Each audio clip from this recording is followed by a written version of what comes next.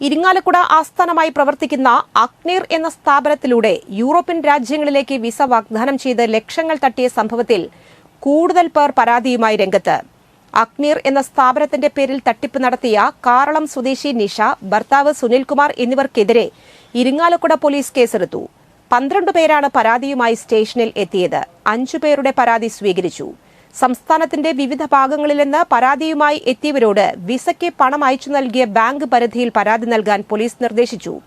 പ്രതികളെ പിടികൂടണമെന്നാവശ്യപ്പെട്ട് ബിജെപി ഇരിങ്ങാലക്കുട മണ്ഡലം കമ്മിറ്റി രംഗത്തെത്തി.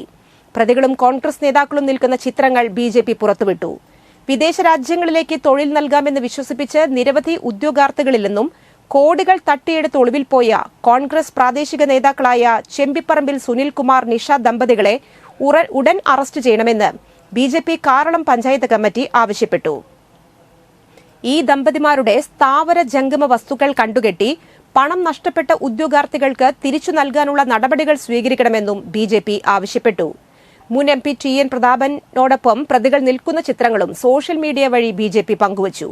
ഇരിങ്ങാലക്കുട കേന്ദ്രീകരിച്ച് പ്രവർത്തിക്കുന്ന അക്നീർ എന്ന സ്ഥാപനവുമായി ബന്ധപ്പെട്ട് ഉയർന്നു വന്നിരിക്കുന്ന വിസ തട്ടിപ്പ് ആരോപണം ഗുരുതരമാണെന്നും ഇരിങ്ങാലക്കുട പോലീസ് സ്റ്റേഷനിലും മറ്റു പല സ്റ്റേഷനുകളിലും ഈ വിഷയത്തിൽ പരാതികൾ ഉയർന്നുവന്ന സാഹചര്യത്തിൽ രാഷ്ട്രീയ സ്വാധീനവും കേസിലെ പങ്കും അന്വേഷിക്കേണ്ടതുണ്ടെന്നും പോലീസ് അന്വേഷണം ശക്തിപ്പെടുത്തി സാമ്പത്തിക തട്ടിപ്പിനിരയായവരുടെ സമ്പാദ്യം തിരിച്ചു നൽകുന്നതിന് വേണ്ട നടപടികൾ സ്വീകരിക്കണമെന്നും AIYF ഇരിങ്ങാലക്കുട മണ്ഡലം കമ്മിറ്റി ആവശ്യപ്പെട്ടു.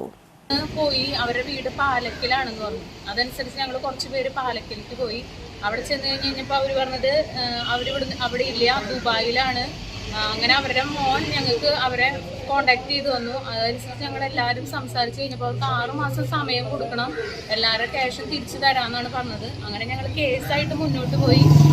ഇവിടെ ഇരിങ്ങാലക്കുട സ്റ്റേഷനിൽ വന്നപ്പോൾ അവർ പറഞ്ഞു ഇവിടെ കംപ്ലൈൻറ്റ് എടുക്കാൻ പറ്റില്ല, നിങ്ങൾ എവിടെയാണോ പൈസ ട്രാൻസ്ഫർ ചെയ്തേക്കണം അതിൻ്റെ സ്റ്റേഷൻ പരിധിയിൽ കൊടുക്കണം എന്ന് പറഞ്ഞു.